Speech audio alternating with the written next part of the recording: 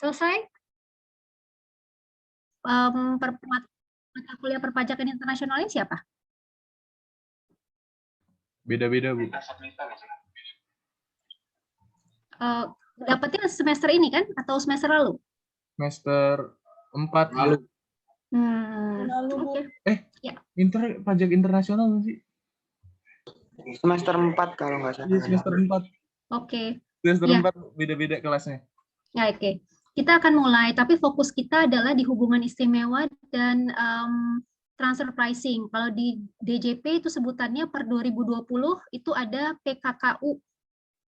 Nah, kita akan coba bahas dari situ. Tapi untuk melakukan analisis kesebandingan, syarat utamanya pintu masuknya adalah harus ada hubungan istimewa terlebih dahulu. Kalau kalian tidak bisa mengidentifikasi hubungan istimewa dengan baik, maka akan sulit nanti melakukan analisis kesebandingan.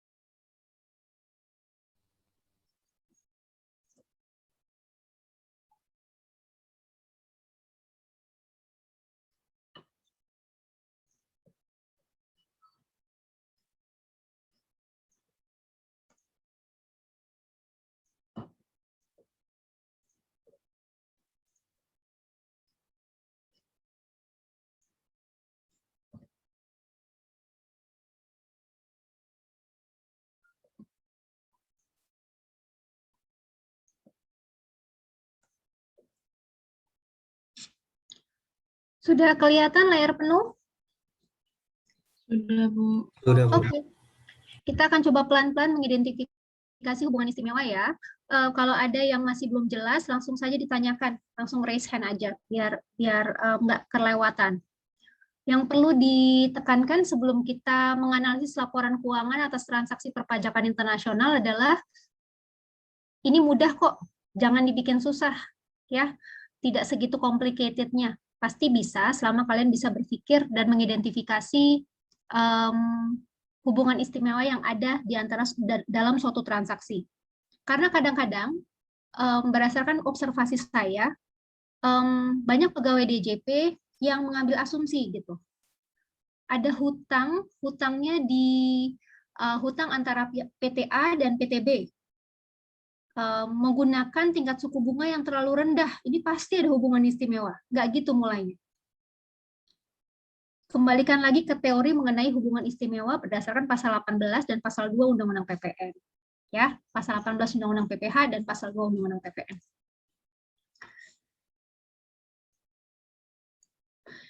Beberapa istilah yang akan kita bahas itu adalah hubungan istimewa, pihak berelasi, transaksi afiliasi, associated enterprises.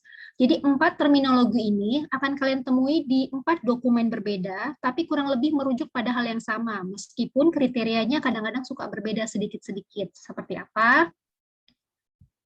Kalau di Undang-Undang PPH ada terminologi hubungan istimewa yang diatur di pasal 6, pasal 9, pasal 10, dan pasal 18 ayat 3. Di bagian penjelasannya, di Undang-Undang PPN ada juga ketentuan mengenai hubungan istimewa untuk menentukan apakah harga jual yang dikenakan PPN itu wajar atau tidak.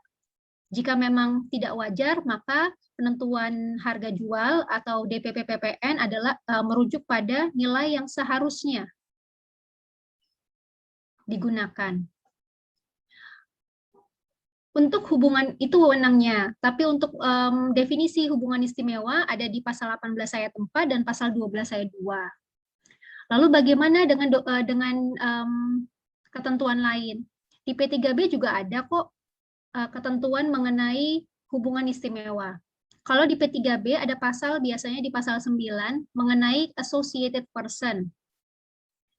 Nah, sekarang P3B itu ada MLI-nya. Jadi ada modifikasi P3B. Sekarang teman-teman kalau baca P3B, misalnya teman-teman baca P3B antara Indonesia sama Belanda. Jangan baca P3B yang lama, tapi baca P3B yang sudah dimodifikasi oleh MLI. Saya taunya dari mana, Bu? Cek aja, SE, MLI, P3B, Indonesia dengan apa. Nanti di SE itu, di bagian bawahnya, itu ada lampiran. Lampiran itu nanti sudah mencakup P3B plus modifikasi modifikasi P3B terbaru.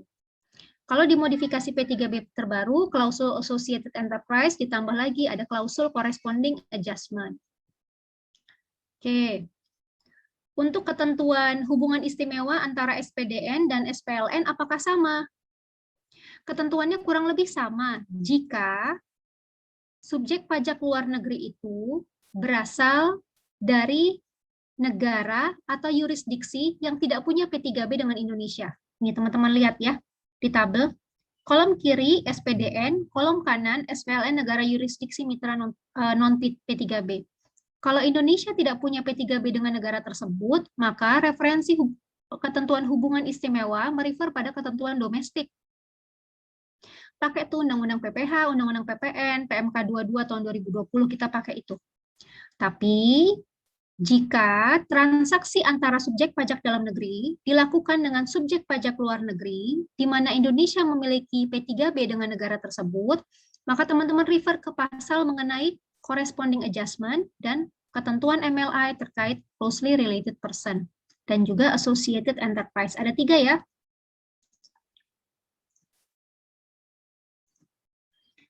Corresponding adjustment, closely related person, dan associated enterprises.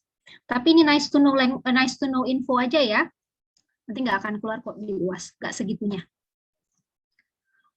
Lalu bagaimana sih definisi hubungan istimewa berdasarkan ketentuan domestik? Di pasal 18 ayat 4 Undang-Undang PPH disebutkan bahwa kriteria hubungan istimewa itu pertama neksusnya adalah penyertaan modal. Yang kedua, penguasaan. Yang ketiga, hubungan keluarga. Penyertaan modal diberikan batasan minimal 25%, baik langsung maupun tidak langsung. Lalu penguasaan bisa merupakan penguasaan manajemen atau penguasaan teknologi, baik langsung maupun tidak langsung. Misalnya, Toro dengan Agnes ini merupakan partner kerja, partner bisnis. Tapi perusahaan Toro tidak akan bisa jalan kalau tidak ada teknologi yang disediakan oleh perusahaan Agnes. Keberlangsungan perusahaan Toro sangat tergantung dengan kegiatan usaha PT Agnes. Dalam kasus seperti ini, bisa saja nanti disimpulkan bahwa ada penguasaan teknologi antara keduanya dan memiliki hubungan istimewa. Meskipun antara Toro dan Agnes ini tidak ada kepemilikan. Dalam struktur organisasi itu nggak ada Agnes punya saham perusahaan Toro, nggak ada, atau sebaliknya nggak ada. Tapi ini bisa dikategorikan sebagai penguasaan. Penguasaan juga bisa bersifat tidak langsung. Seperti apa misalnya? Misalnya, perusahaan Agnes ternyata dimiliki oleh Ari. Secara tidak langsung ada penguasaan antara Ari, direktur atau komisaris dari perusahaan Agnes ke perusahaan Toro. Itu yang dimaksud dengan penguasaan tidak langsung. Atau untuk orang pribadi karena hubungan keluarga, baik hubungan darah maupun perkawinan, garis keturunan lurus atau semenda.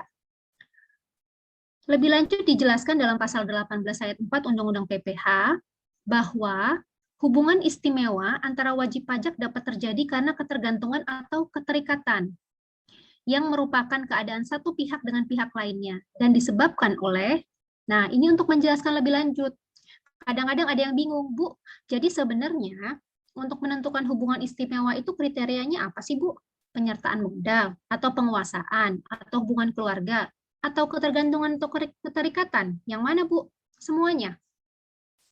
Jika salah satu kriteria tersebut terpenuhi, maka definisi hubungan istimewa terpenuhi. Maksudnya apa? Ada kondisi-kondisi di mana contoh kasus Toro sama Agnes tadi berjalan, nggak ada penyertaan saham, tapi sebenarnya ada penguasaan. Nah, untuk menentukan ini penguasaan atau bukan ya, nah dicek tuh ada ketergantungan atau keterikatan nggak antara perusahaan Toro dan perusahaan Agnes. Ada ketergantungan antara ARI dengan perusahaan Toro atau tidak? Nah, cara untuk menjelaskan lebih lanjut kriteria dalam pasal 18 ayat 4, teman-teman bisa lihat ada ketergantungan atau keterikatan nggak antar pihak-pihak tersebut. Bisa berupa kepemilikan atau penyertaan modal, penguasaan melalui manajemen atau penggunaan teknologi, hubungan darah, atau perkawinan. Dijelaskan lebih lanjut lagi, per tahun 2020, sekarang ada PMK baru nih yang menjelaskan mengenai hubungan istimewa dan juga transfer pricing. Dijelaskan lebih lanjut apa sih sebenarnya dimaksud dengan ketergantungan atau keterikatan.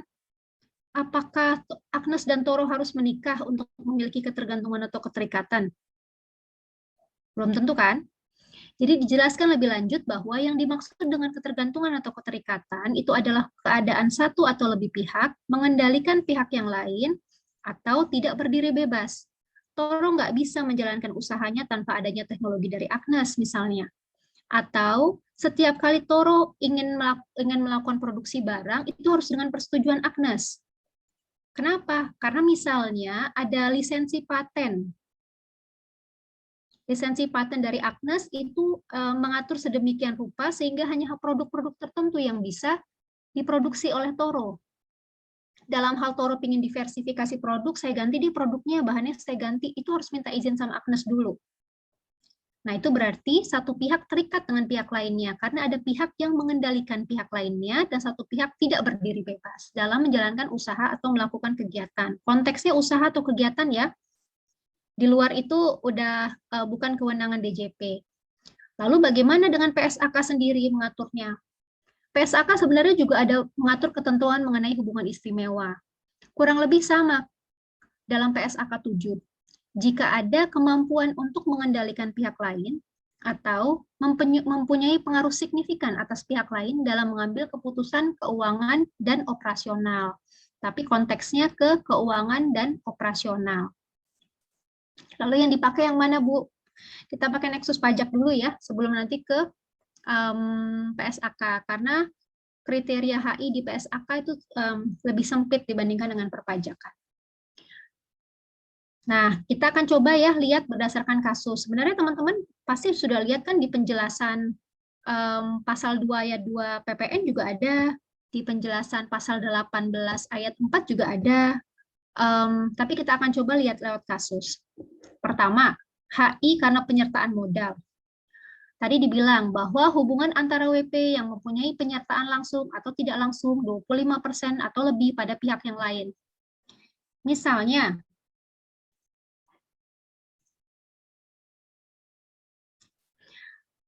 A. Kepemilikan A ke B berapa persen?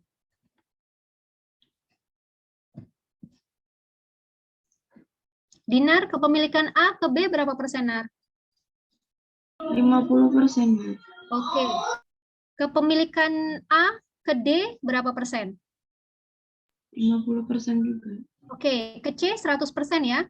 Kalau saya tanya, apakah A memiliki hubungan istimewa dengan B, C, dan D?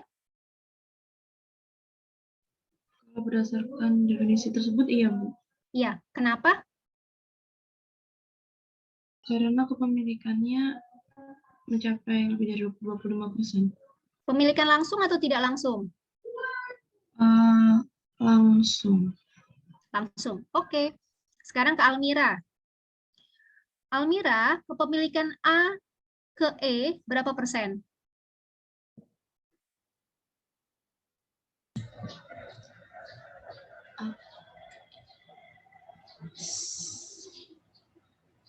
Dikalikan, double kalian. Oh, berarti 20,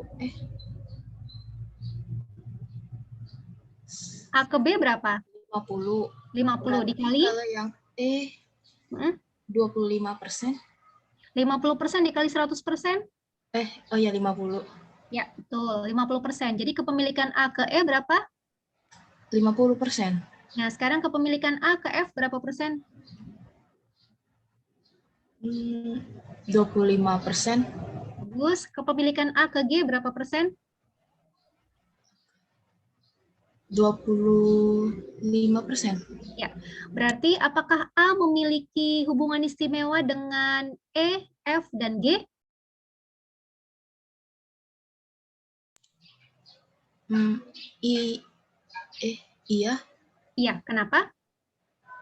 karena itu 25%. Ada yang di atas 25%, ada yang 25%. Apa itu? Apanya yang 25%? Kepemilikan. Kepemilikan langsung atau tidak langsung? Kepemilikan A ke E ke F dan tidak langsung. Jadi karena kepemilikan karena ada penyertaan tidak langsung lebih dari 25% atau minimal 25% dari A ke E ke F dan ke G. Oke.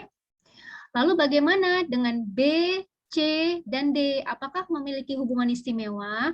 Ya, karena di persyaratan berikutnya, hubungan antara wajib pajak yang mempunyai penyertaan 25% atau lebih pada dua pihak atau lebih. Lalu bagaimana pertanyaan berikutnya? Apakah antara E, F, dan G memiliki hubungan istimewa? Bukan antara A dengan E ya.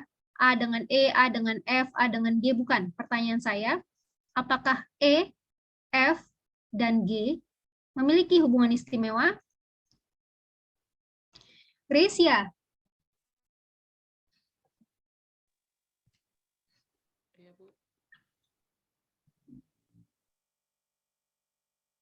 Apakah E, F, dan G memiliki hubungan istimewa? Tidak, Bu. Tidak. Kenapa? Karena kepemilikan tidak ada kepemilikan. Coba baca nih yang terakhir. Kita balik lagi ya. Udah tahu ya kepemilikan A ke E tadi 50, A ke F 25, A ke G 25. Kita balik ke yang ketiga. Oh, bukan di sini ya. Ini kalimat yang terakhir. Coba tolong dibacain, Gracia. Demikian pula. Demikian pula hubungan antara dua pihak atau lebih yang disebut terakhir. Suaranya nggak terdengar. Demikian pula hubungan antara dua pihak atau lebih yang disebut terakhir. Oke, demikian pula hubungan antara dua pihak atau lebih yang disebut terakhir. Jadi, karena A memiliki E, memiliki F, dan memiliki G, minimal 25%, maka antara dua pihak atau lebih yang disebut terakhir, yaitu pihak-pihak yang dimiliki dengan persentase kepemilikan lebih dari 25%, itu saling memiliki hubungan istimewa. Jadi bukan cuma pihak yang memiliki penyertaan modal lebih dari 25%, tapi pihak-pihak yang dimiliki lebih dari 25% itu juga saling memiliki hubungan istimewa. Kenapa? Karena memiliki keterikatan. Oke. Pertanyaan saya berikutnya adalah, ini kan berarti A, B, C, D, E, F, G memiliki hubungan istimewa ya. Kalau X gimana? Rizky.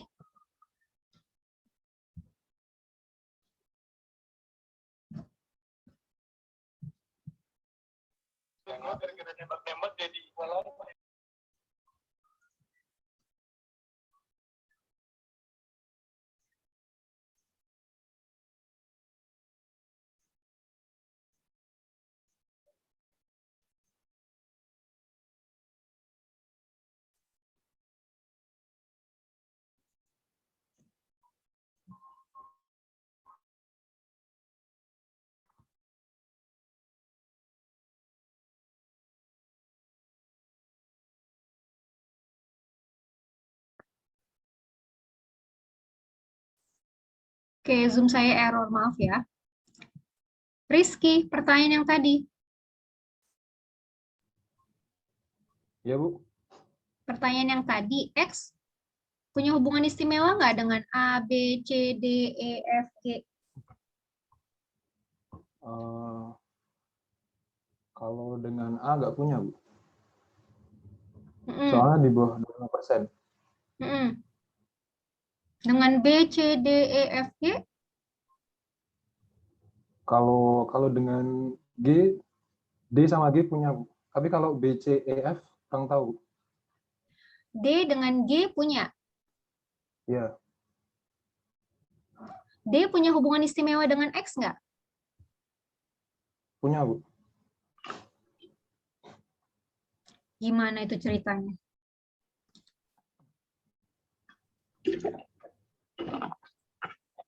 Itu kan D punya 50% sahamnya G kan, Bu? Atau gimana? Terus, Terus D-nya kan punya saham 50% X, berarti kan otomatis D-nya punya 25% sahamnya X. oke. Kalau berdasarkan ketentuan pasal 18 ayat 4 Undang-Undang PPH ini, antara E dan F ada hubungan istimewa dengan X nggak?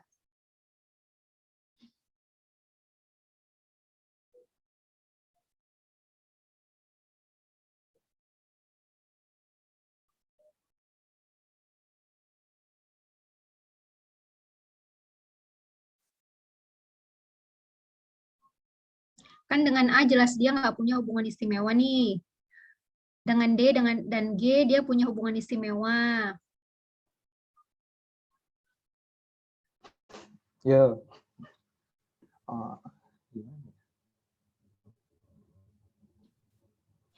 Oke, PR ya. PR buat teman-teman semua. Nanti minggu depan saya tanyakan sebelum kita masuk ke analisis kesebandingan. Apakah X memiliki hubungan istimewa dengan B, C, E, dan F? Lalu jelaskan lewat apa hubungan istimewanya. Asumsinya cuma pakai pasal 18 ayat 4 sama pasal 4 ayat 3 PMK 22 aja ya. Jangan pakai ketentuan yang lain dulu. Oke. Jadi nanti kalau teman-teman menganalisis transaksi, dilihat dulu nih. Kepemilikan penyertaan modalnya masuk nggak ke dalam kualifikasi sini. Kalau teman-teman ngerasa masuk, dijelaskan. Masuknya lewat yang mana? Apakah penyertaan langsung tidak langsung 25%? Apakah hubungan antara WP yang mempunyai penyertaan 25% atau lebih pada dua pihak atau lebih? Ataukah karena hubungan antara dua pihak yang lebih disebut terakhir? Berikutnya, HI hubungan istimewa karena penguasaan.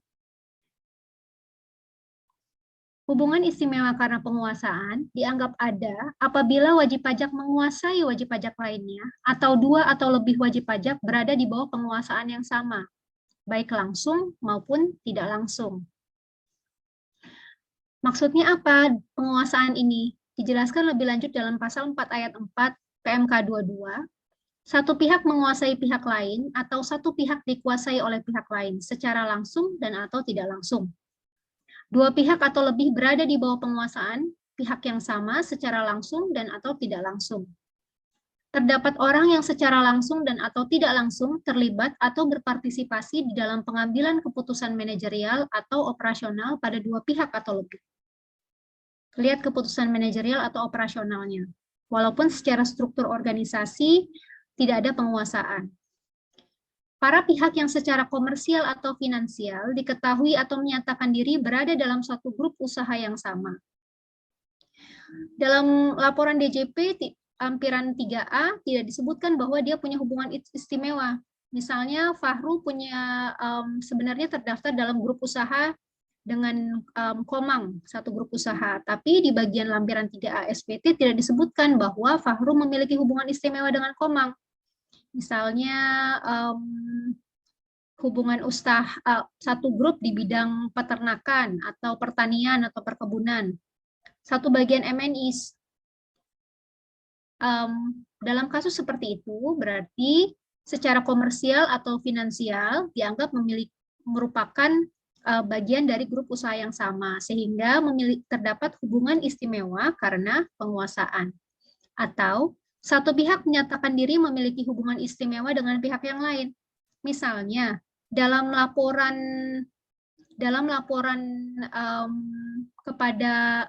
triwulanan kepada shareholder pemegang saham, Komang klaim perusahaan saya ini sangat maju pesat di tahun terakhir karena didukung oleh perusahaan afiliasi saya, yaitu perusahaan Fahru. Nah, dalam kasus seperti ini, meskipun Fahru tidak declare ke DJP bahwa Komang dan Fahru ini memiliki hubungan istimewa, tapi karena satu pihak, Komang, meskipun Komang subjek pajak luar negeri, tapi Komang mendeklarasikan dalam salah satu laporan yang tertulis misalnya bahwa Komang adalah pihak afiliasi dari Fahru, maka bisa nih kita anggap terdapat hubungan istimewa karena penguasaan. Dalam kasus seperti ini, kita lihat di slide PT Bubble, di mana Mr. Vincenzo merupakan direktur. Ini yang buat slide nggak bisa move on dari drama Korea berarti. PT Bubble punya saham di PT Wusang dan PT Gumga. Kalau lihat dari persentase kepemilikan PT Bubble di PT Wusang 80%. Sudah pasti dia punya hubungan istimewa karena penyertaan langsung di atas 25%. Tapi berdasarkan kriteria pasal 18 ayat 4A, sepertinya PT Gumga ini tidak memiliki hubungan istimewa dengan PT Bubble. Kenapa? Karena kepemilikannya hanya 10%. Tapi setelah dilakukan penelitian, ternyata Direktur PT Bubble terdaftar sebagai komisaris di PT Gumga. Jadi satu orang memegang 2 jabatan di perusahaan yang katanya tidak berafiliasi.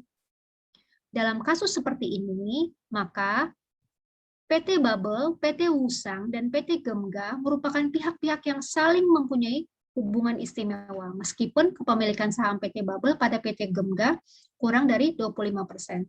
Pertanyaan saya, berdasarkan kriteria A, B, C, D, atau E dalam pasal 4 ayat 4 PMK 22 yang bisa mendim atau menganggap PT Bubble merupakan memiliki hubungan istimewa dengan PT Gumga, alasannya yang mana? Yang A, yang B, yang C, yang D, atau yang E? Untuk menetapkan hubungan istimewa antara PT Bubble dan PT Gumga, alasan mana yang digunakan oleh DJP? Apakah pasal 4 ayat 4 PMK 22 huruf A, huruf B, huruf C, huruf D, atau huruf E? Silakan, ada yang mau berpendapat?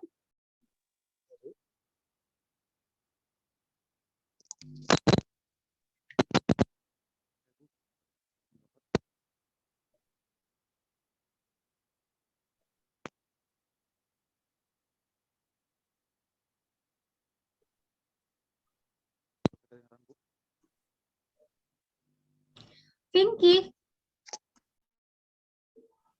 Iya, Bu. Ya, menurutmu alasannya yang mana? Kok kalau menurut saya yang B ya, Bu. Dua pihak atau lebih berada di bawah penguasaan atau pihak yang secara langsung dan atau tidak langsung. Penguasaan ya?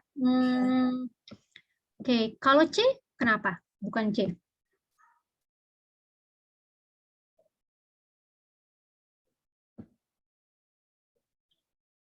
Oh, ralat, Bu. Yang C, Bu. Oke, yang C ya. Iya, iya. Bisa juga yang B, tapi sulit pembuktiannya. Karena kamu harus membuktikan lagi ada penguasaan atau enggak. Apakah fungsi Mr. Vincenzo sebagai direktur itu membuktikan ada penguasaan. Nanti akhirnya WP kan bisa klaim dia cuma direktur, kerja dia cuma A, B, C, D, dia tidak menguasai PT Bubble kok. Bisa kan seperti itu. Tapi lebih enak kalau kita pakai kriteria yang C, sudah jelas. Karena Peter Vincenzo merupakan orang yang sama secara langsung dan atau tidak langsung terlibat atau berpartisipasi di dalam pengambilan keputusan manajerial atau operasional pada PT Bubble dan PT Gumga. Karena PT Bubble ini memiliki penyertaan modal lebih dari 25% di PT Wusang, maka otomatis PT Vincenzo juga memiliki atau langsung terlibat secara tidak langsung terlibat atau berpartisipasi di dalam pengambilan keputusan PT Wusang. Karena PT Wusang memiliki hubungan istimewa dengan PT Bubble, otomatis PT Wusang dan PT Gumga juga saling memiliki hubungan istimewa.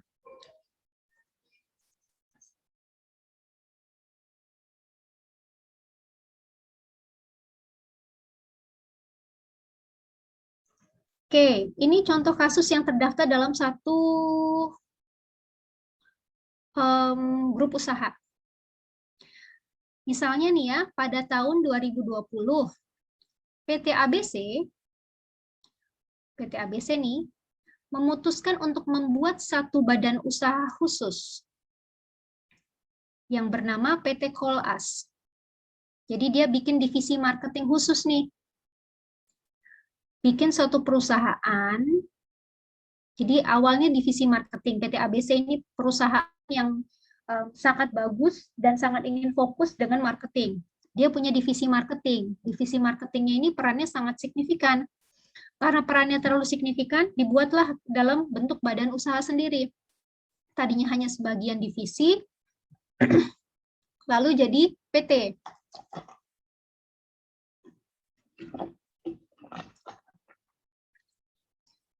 Tujuannya apa? Supaya fokus dalam melakukan promosi. Jadi PT Kolas ini bisa membebankan biaya-biaya yang keluar, dan penghasilan juga bisa diakui. Tapi penghasilan PT Kolas hanya dari PT ABC.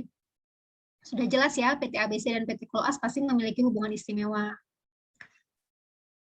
Pada bulan Januari 2021, pada tahun berikutnya, PT ABC menjual seluruh kepemilikan saham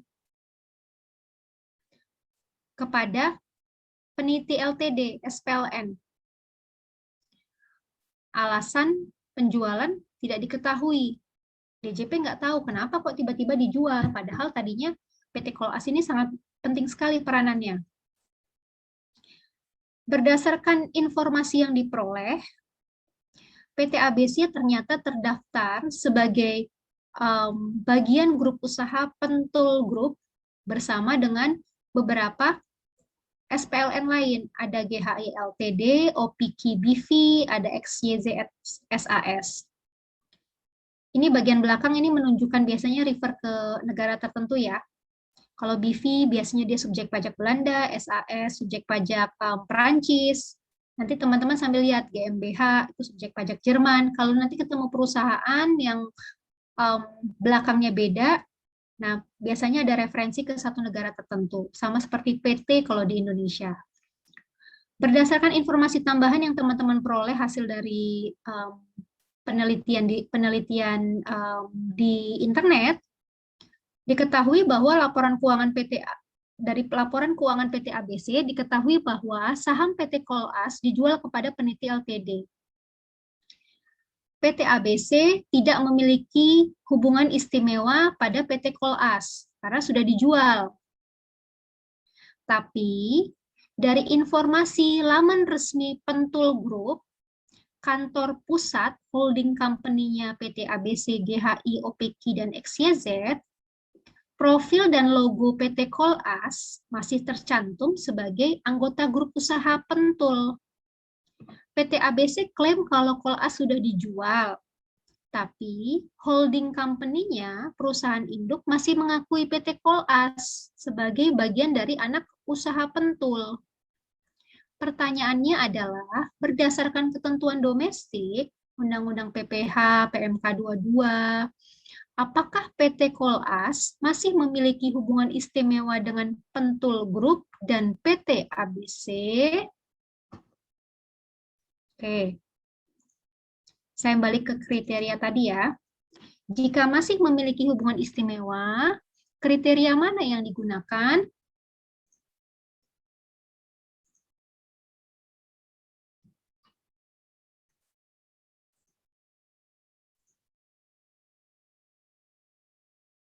Tiffany.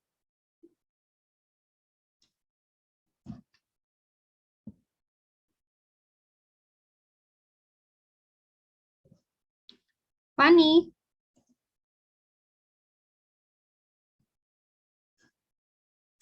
Apakah Kolas masih memiliki hubungan istimewa dengan PT ABC?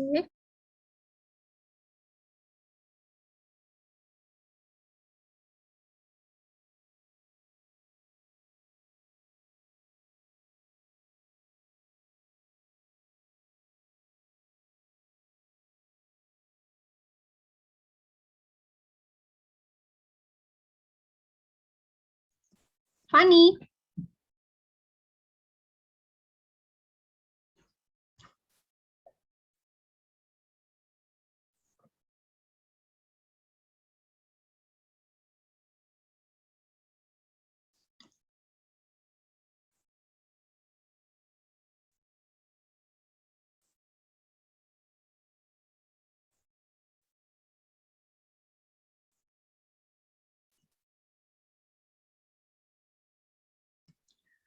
Kemanakah perginya Fani?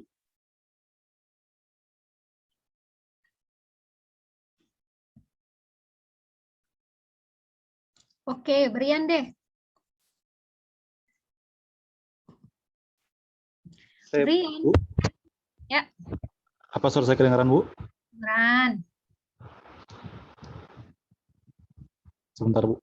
Jadi kesimpulan dari pertanyaan tadi itu, di PT Koas itu dijual sahamnya oleh PT ABC kepada PT Peniti, di mana PT ABC memiliki saham pada Peniti Limited.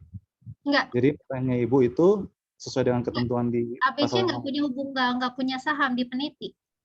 Oh, itu cuma menjual ya, Bu? Ya, jual. Jadi dia jual saham PT Kolas sebesar 10 miliar. Sudah dijual, tapi berdasarkan informasi di laman resmi Pentul Group, holding company-nya PT ABC, masih ada nih profil sama logo PT Kolas, tercantum sebagai anggota grup usaha. Kira-kira Kolas punya hubungan istimewa dengan PT ABC dan Pentul Group nggak ya?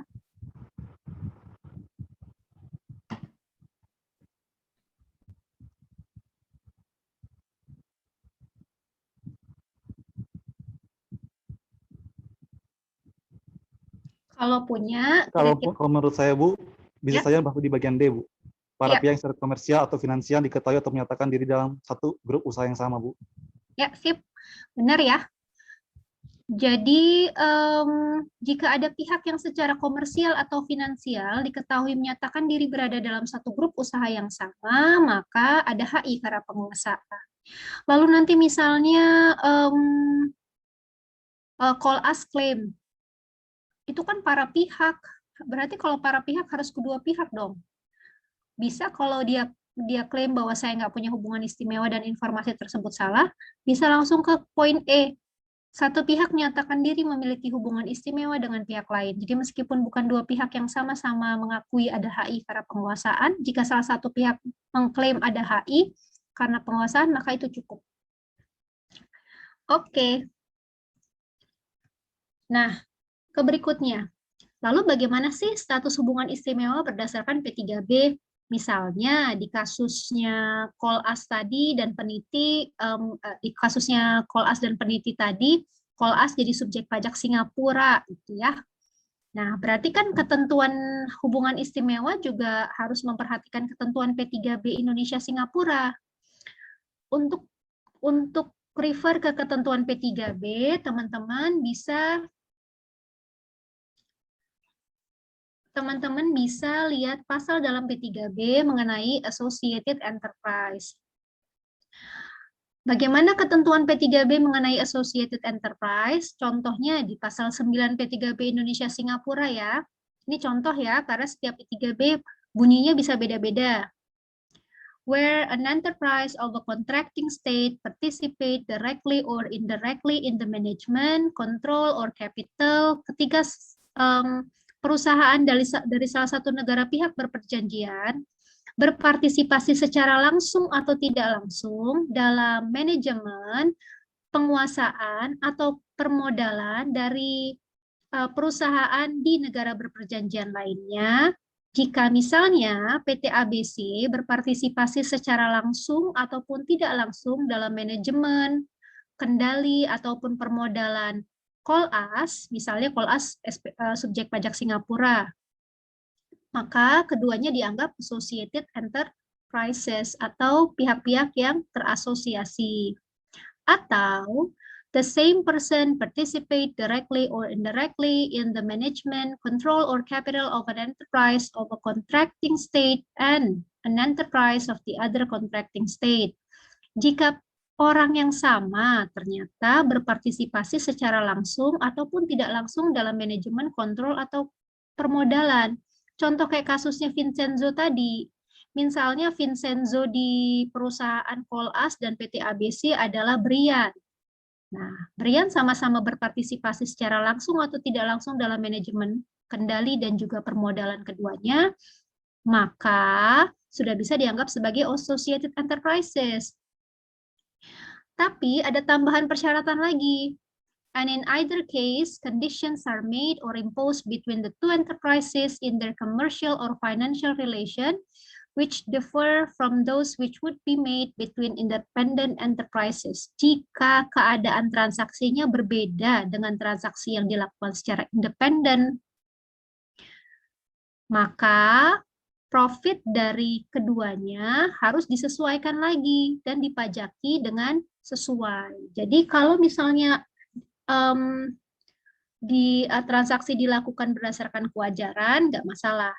Yang bermasalah adalah kalau transaksi antara Kolas dan juga PT ABC dilakukan secara tidak wajar.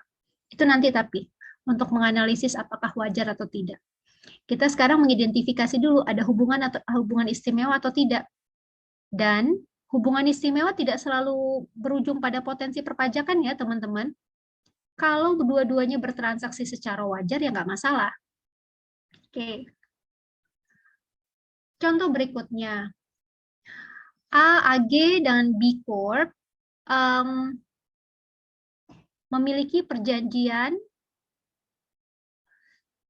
yang secara bersama-sama menguasai PT A dan PT B. Jadi PT A dan PT B sejatinya berada di bawah penguasaan yang sama. Pertanyaannya adalah, apakah penjualan barang PT A ke PT B merupakan transaksi antar afiliasi?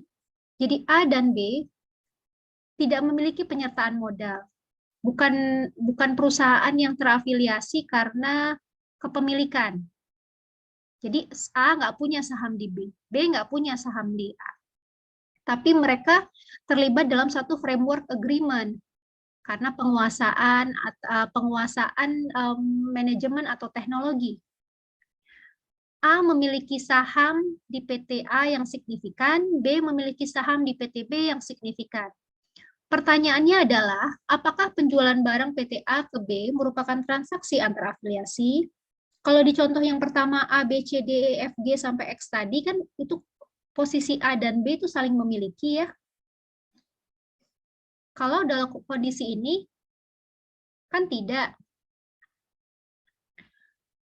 Nah, karena di atasnya sudah merupakan hubungan istimewa, dan bagian bawahnya itu dimiliki berdasarkan penyertaan lebih dari 25%, maka ingat tadi yang 18 ayat 4 huruf A tadi. Dan 2 atau lebih yang disebut terakhir, pihak-pihak yang dimiliki atau berhubungan istimewa, maka pihak-pihak yang dimiliki itu juga memiliki hubungan istimewa. Dan penjualan barang dari A ke B merupakan transaksi antar afiliasi.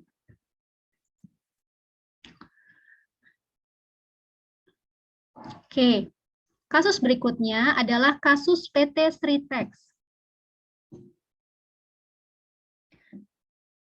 Jadi dalam kasus PT Sritex ini, kepemilikannya sudah di atas 25% ya, jelas, ini mudah.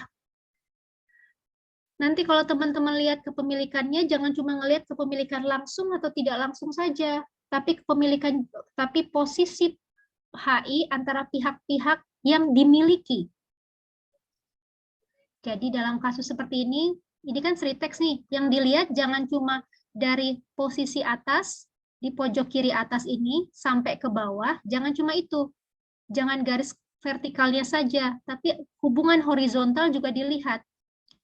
Jika masing-masing ini memiliki hubungan istimewa secara vertikal ke bawahnya, maka secara horizontal, pihak-pihak yang di bawah yang dimiliki juga memiliki hubungan istimewa satu dengan yang lainnya, meskipun tidak secara langsung ada penyertaan saham di antara keduanya.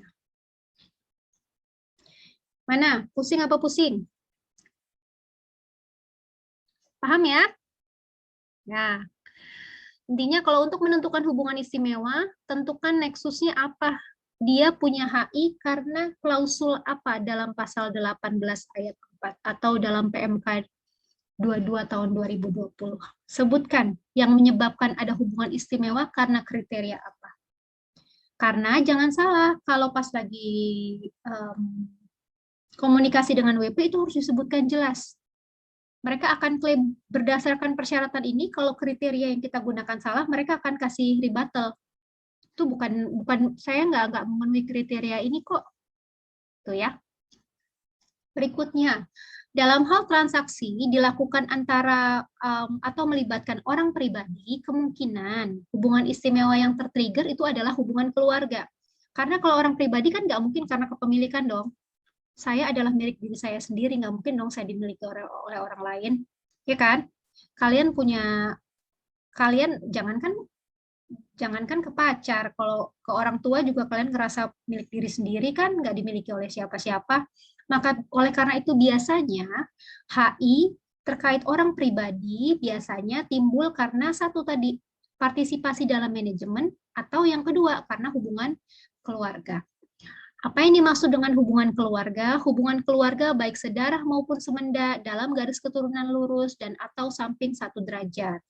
Jadi beda ya dengan pembebanan PTKP, kalau PTKP cuma garis lurus doang. Tapi kalau HI karena hubungan keluarga dia juga melihat garis ke samping 1 derajat. Apa yang dimaksud sedarah lurus 1 derajat? Ayah, ibu, anak. Sedarah ke samping 1 derajat, saudara, kakak, adik. Kalau di PTKP kan nggak masuk ya, kecuali dia merupakan tanggungan kakak adik. Semenda lurus 1 derajat, mertua, anak angkat. Semenda ke samping 1 derajat, ipar. Jadi kalian dengan ipar kalian juga dianggap memiliki hubungan istimewa karena keluarga. Pertanyaan berikutnya adalah, lalu kenapa kalau memang pihak-pihak tersebut saling terafiliasi atau terasosiasi? Di penjelasan pasal 18 ayat 3 disebutkan bahwa dalam hal terdapat hubungan istimewa, maka DJP berwenang untuk menghitung kembali besarnya penghasilan dan pengurangan serta menentukan utang sebagai modal untuk menghitung besarnya penghasilan kena pajak bagi wajib pajak yang mempunyai hubungan istimewa. Oke, ini dasar untuk melakukan transfer penelitian atau pemeriksaan transfer pricing. Tujuannya apa? Untuk mencegah terjadinya penghindaran pajak yang dapat terjadi karena adanya hubungan istimewa. Apabila terdapat hubungan istimewa, ada kemungkinan ada penghasilan yang dilaporkan kurang dari semestinya, atau pembebanan biaya melebihi dari yang seharusnya. Jadi penghasilan dilaporkan kurang, di sisi lain overcosting. Demikian pula terdapat penyertaan modal secara terselubung, atau yang kalian sudah kenal dengan dividen terselubung. Caranya bagaimana? Dengan mengakui transfer tersebut sebagai utang. Dalam kondisi seperti itu, maka bunga yang dibayarkan sehubungan dengan utang yang dianggap sebagai penyertaan modal tidak diperbolehkan untuk dikurangkan. Sedangkan bagi pemegang saham yang menerima atau memperoleh bunga tersebut dianggap sebagai dividen yang dikenai pajak. Pertanyaan saya, sekarang kan dividen dalam negeri tidak terutang PPh ya, dikecualikan sebagai objek PPh. Lalu, kalau seandainya setelah pemeriksaan diketahui bahwa nilai hutang tidak wajar, lalu si pemeriksa mereklasifikasi penghasilan tersebut sebagai dividen. Apakah ini berarti setelah perubahan melalui Undang-Undang Cipta Kerja, Undang-Undang 11 tahun 2020, hasil pemeriksaan berupa dividen terselubung tadi tidak bisa dipajaki? Yuk, silakan jawab.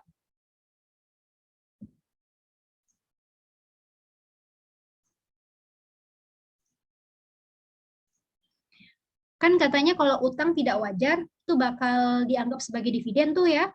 Pemeriksaan, ada utang melebihi kewajaran. Harusnya biaya bunganya misalnya cuma 100 juta, tapi dibebankan oleh perusahaan biaya bunganya sebesar 200 juta. Nah, diketahui bahwa 150 juta deh, 150 juta. Ada selisih 50 juta. Selisih 50 juta ini direklasifikasi oleh si pemeriksa. Ini dividen, bukan biaya bunga.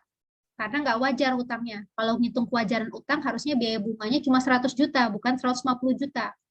Sama pemeriksa, 50 juta itu dianggap sebagai dividen. Nah, tapi kan dividen sekarang dikecualikan sebagai objek pajak nih. Berarti percuma dong pemeriksa capek-capek meriksa, tapi dividennya nggak dikenakan pajak. Silahkan dijawab. Saya panggil Fani. Jadi tadi nggak jawab-jawab, Fani.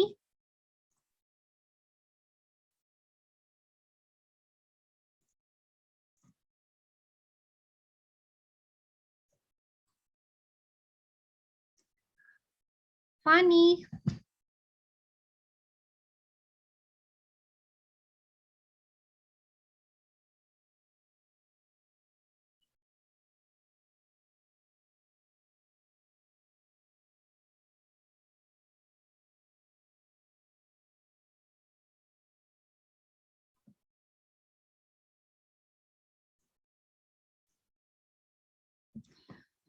Sekali lagi saya panggil Fani, nanti dapat payung cantik loh.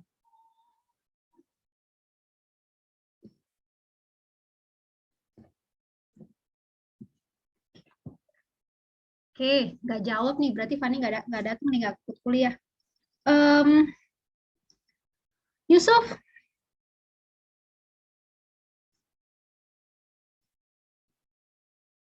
gimana Suf? Menurut kamu, kok 50 juta yang dianggap pemeriksa sebagai dividen ini masih bisa dipajakin nggak, Suf? Atau dikecualikan sebagai objek PPh? Karena sekarang dividen dalam negeri nggak kena PPh. Saya mungkin juga ikut yang dikecualikan menurut UU Ciptaker sih, Bu. Oke, berarti percuma dong sekarang punya ketentuan mengenai dividen terselubung. Sia-sia dong. Yuk, ada yang punya pendapat lain nggak? Izin berpendapat, Bu. Boleh. Siapa? Salsa, Bu. Oke, Salsa. Kayaknya itu nggak sih, Bu, yang ada syaratnya.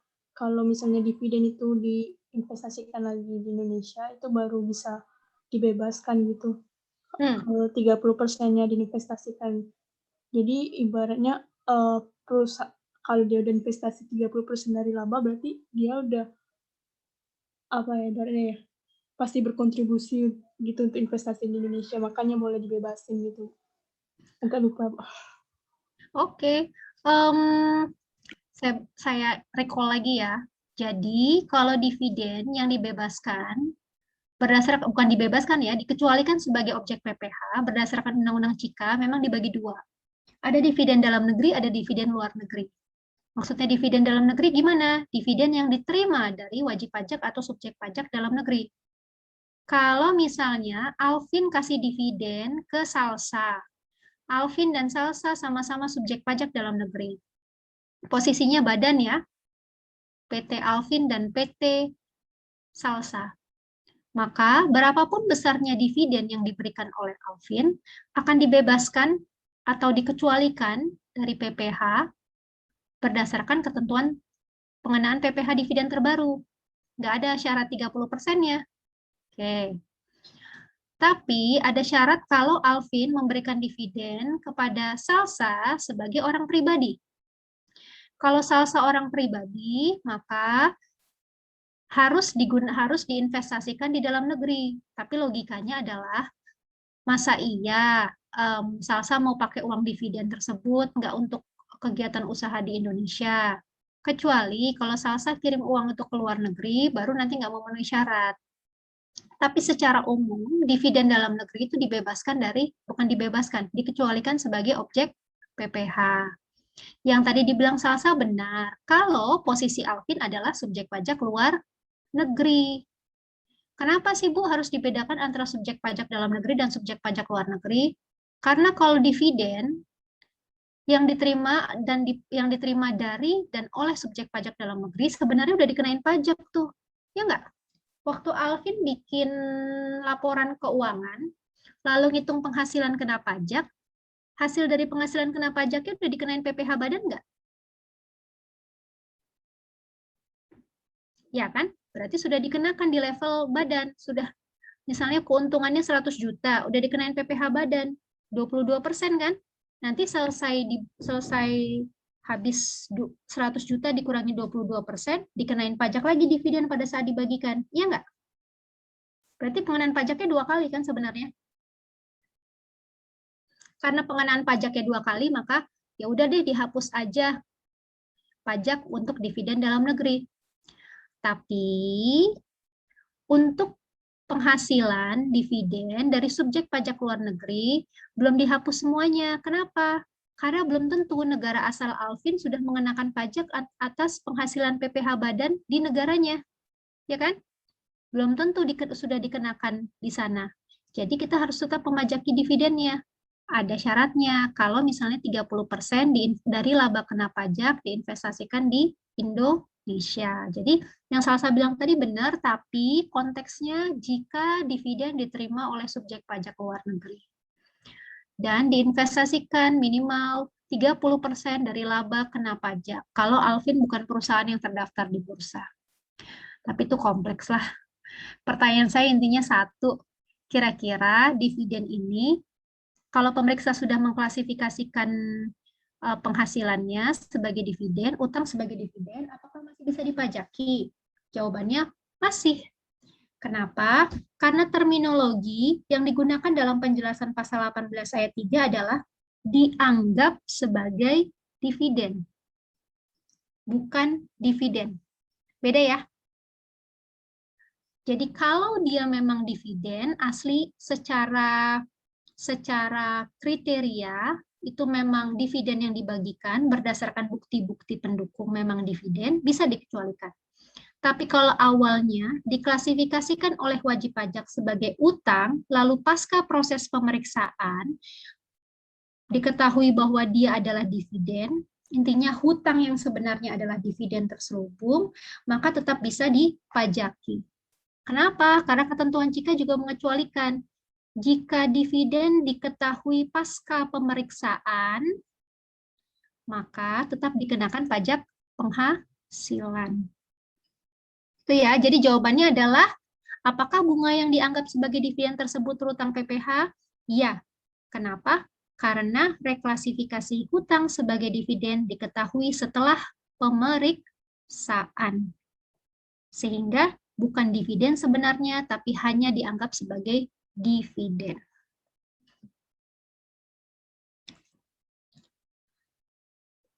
Yang kedua, lalu kenapa kalau mereka terafiliasi atau terasosiasi? Lihat ketentuan lebih lanjut di pasal 18 ayat 3B Undang-Undang PPh.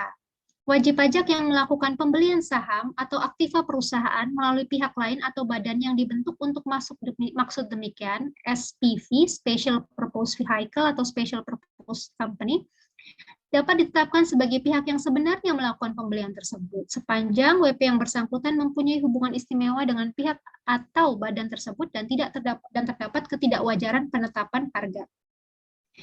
Jadi misalnya transaksinya adalah antara ABC dengan PQR. Tapi ada perusahaan antara di sini, SPC. Oke. Tujuannya apa? Tujuannya adalah untuk meminimalisir harga atau meminimalisir pajak.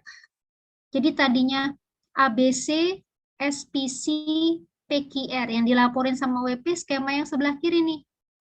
Misalnya ini perusahaan di Inggris, ini perusahaan di Belanda, ini perusahaan di Indonesia. Tapi diketahui bahwa antar ketiganya ini memiliki hubungan istimewa, ya. Jadi transaksi yang dilakukan antara PQR dengan SPC dan SPC kepada ABC ini terindikasi transaksi antar pihak-pihak yang memiliki hubungan istimewa.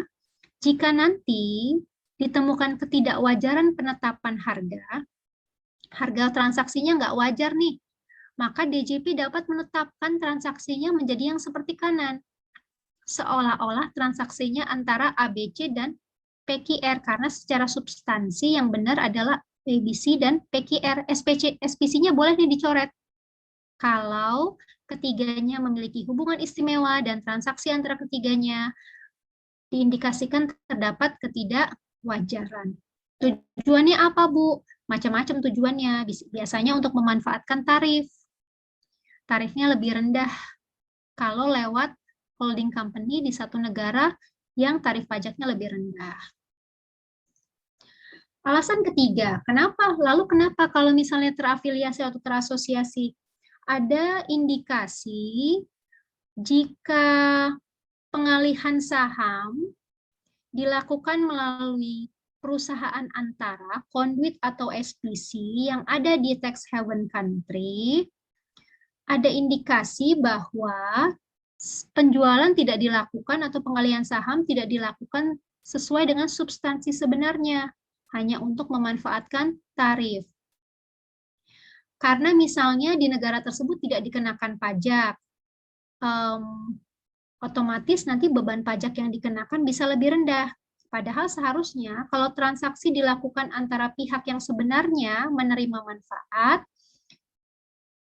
beban pajak yang dibayarkan seharusnya lebih tinggi. Lalu alasan lainnya apa? Ini terkait orang pribadi. Besarnya penghasilan yang diperoleh WPOP dalam negeri dan pemberi kerja yang memiliki hubungan istimewa dengan perusahaan lain yang tidak didirikan dan tidak bertempat kedudukan di Indonesia dapat ditentukan kembali jika pemberi kerja mengalihkan seluruh atau sebagian penghasilan wajib pajak UP dalam negeri ke dalam biaya atau pengeluaran lain yang dibayarkan kepada perusahaan yang tidak didirikan atau tidak bertempat kedudukan di Indonesia. Contohnya seperti ini. Exco punya hubungan istimewa dengan PTX, misalnya karena penyertaan modal atau penguasaan. Lalu keluarga A, ini pemilik terafiliasi dengan Exco. A merupakan karyawan dari PTX. Sebenarnya transaksinya adalah antara Exco dengan PTX. Antara Exco dengan A.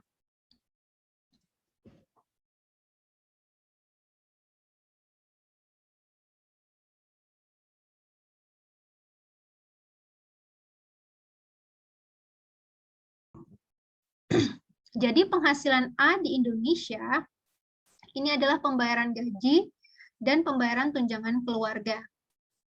Tapi pembayaran tunjangan keluarganya di-split, dilakukan lewat Exco, baru dibayarkan pembayaran tunjangan keluarga.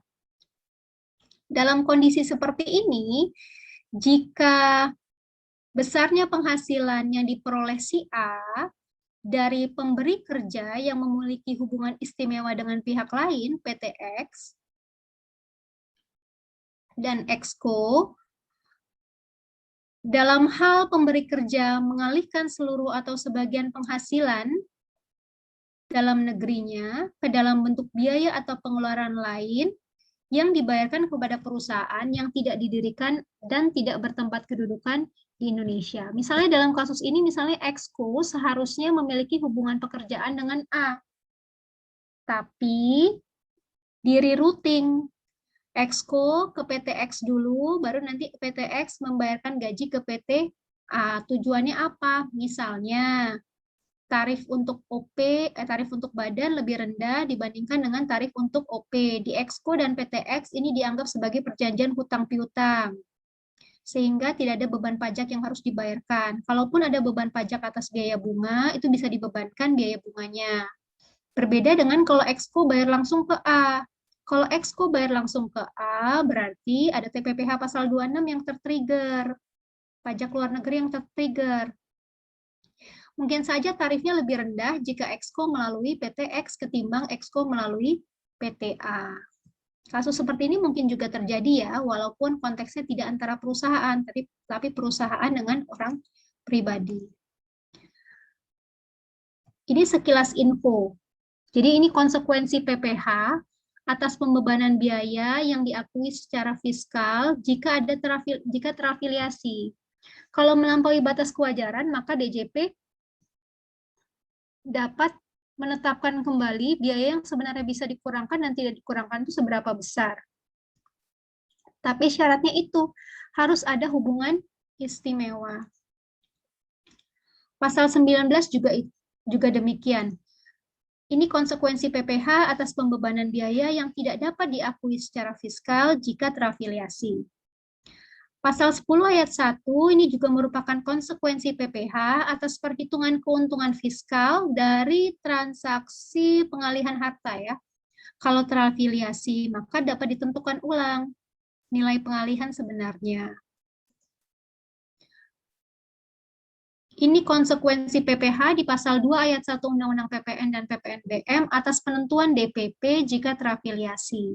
Jadi nanti penentuan harga jual atau penggantian yang dapat digunakan untuk menghitung PPN itu mengganti menjadi harga pasar wajar. Lalu berdasarkan P3B, dasar untuk melakukan koreksi akibat hubungan istimewa itu apa?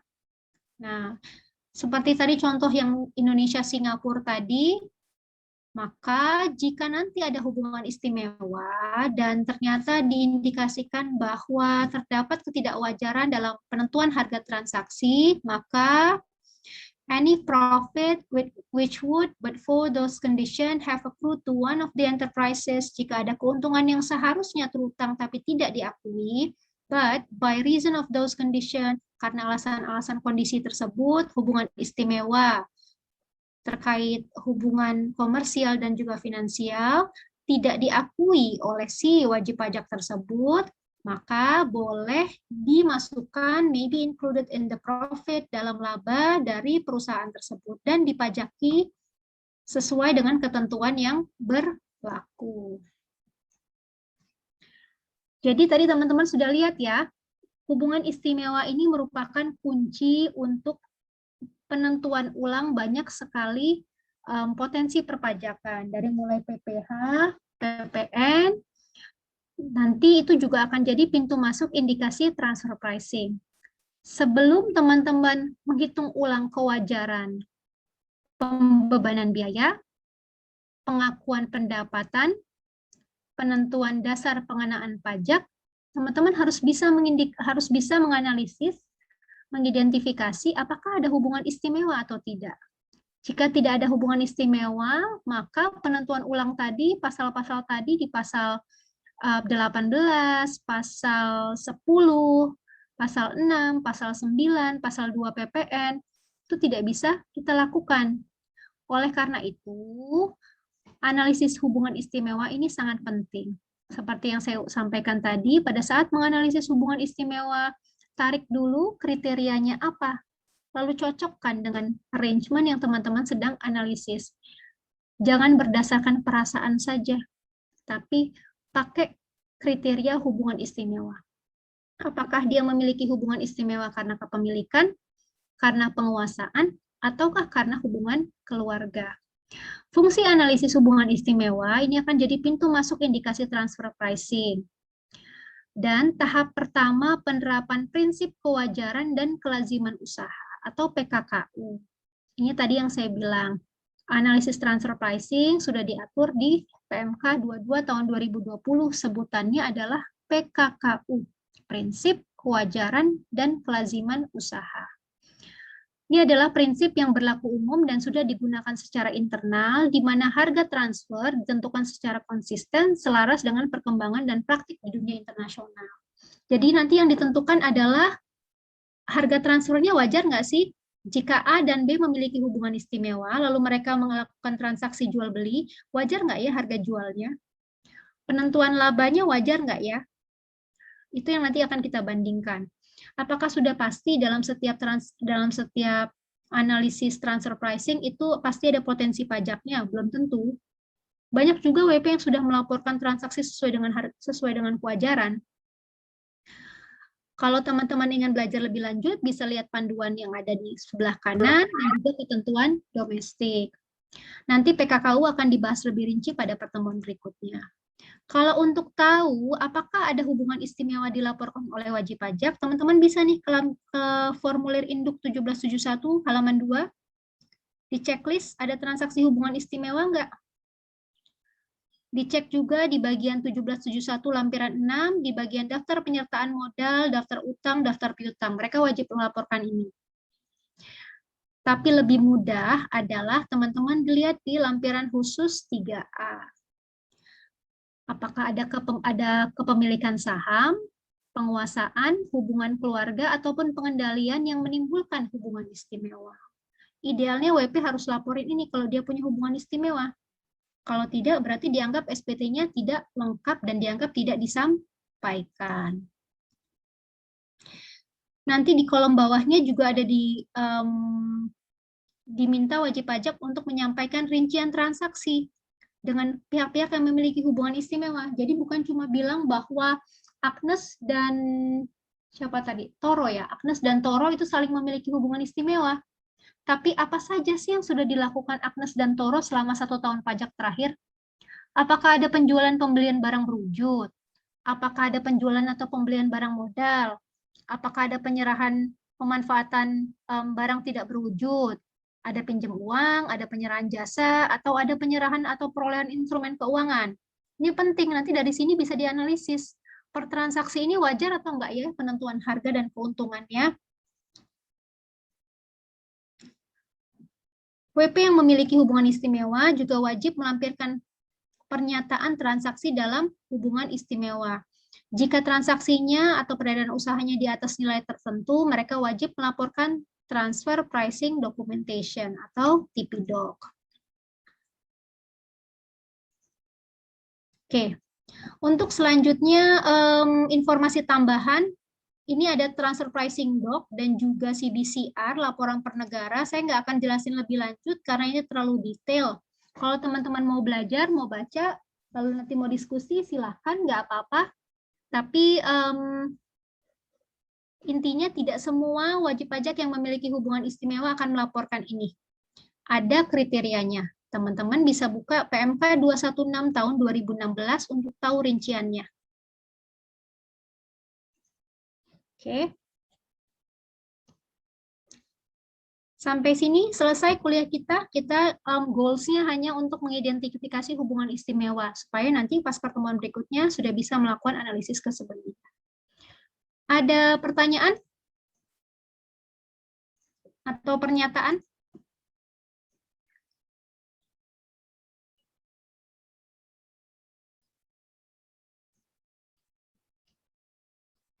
Bu, izin bertanya, Bu, tapi untuk materi yang sebelum pertemuan ini, Bu. Apa? Materi apa? Materi tentang ekualisasi SPT PPH sama SPT masa PPN. Nah, itu kan misal, Bu, di suatu perusahaan itu core bisnisnya adalah penyerahan non-BKP. Jadi, pokoknya di situ non-BKP semua gitu, Bu. Jadi, kan nggak punya PK dan juga nggak punya PM. Soalnya PM-nya kan nggak boleh dikreditkan kan, Bu. Nah, terus pas nanti kita ekualisasi perusahaan semacam itu, untuk mengetahui apa betul, Bu? Kayak peredaran usahanya, kita pakai apa ya, Bu? Nanti di lampiran induk kan tetap dilaporkan ya, nilai penyerahannya, meskipun PPN-nya nggak dilaporkan. Sebentar. Iya.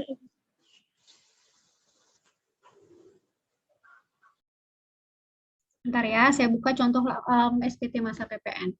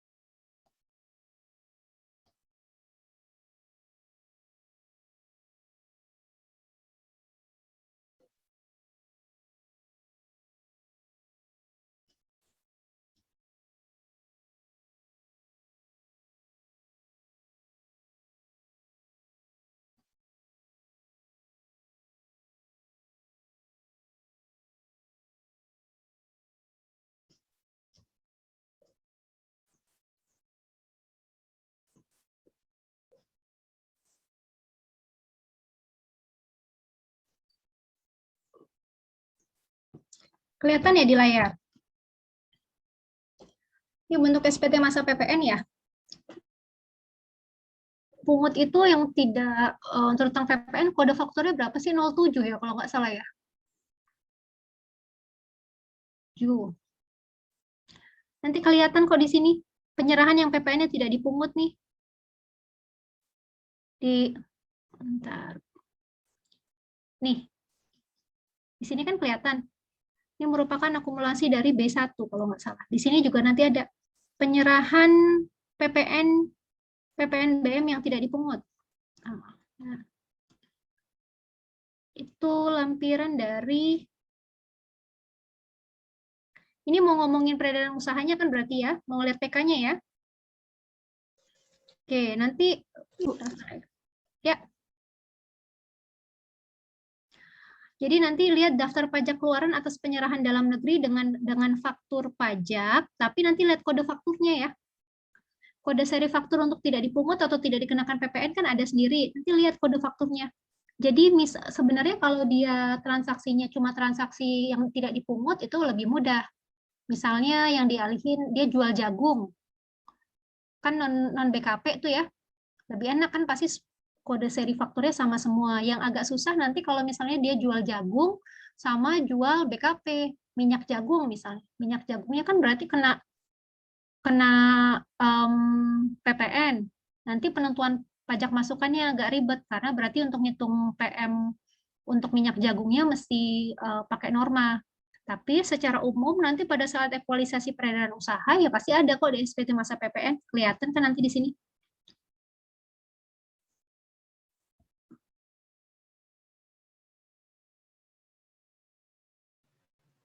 Oh, jadi tetap bisa ya Bu dari penyerahan yang PPN-nya tidak dipungut nanti disandingin sama peredaran bruto di SPT PPh Badan gitu ya Bu? Bisa.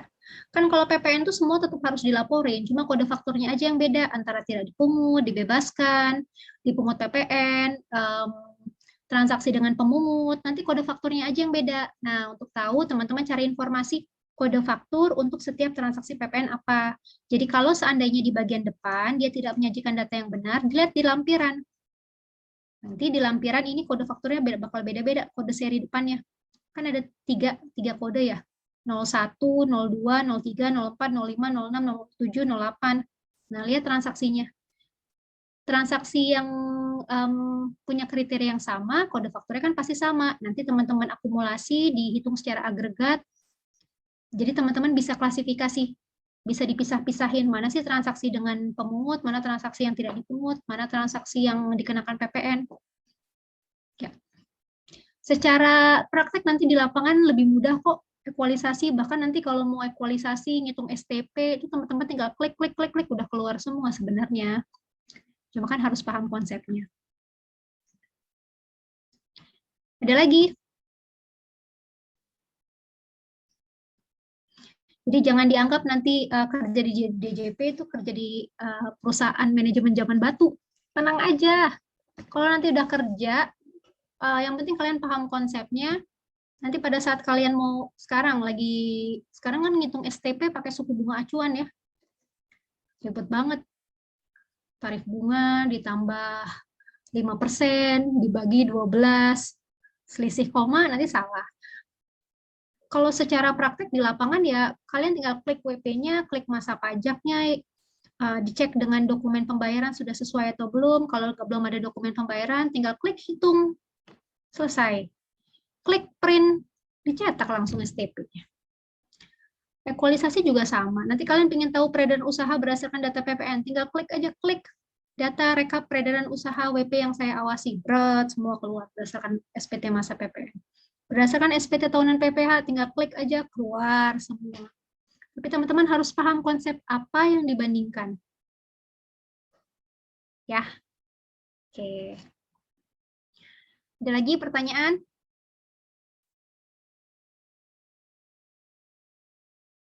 Cukup, sudah jam 1. Terima kasih banyak ya teman-teman.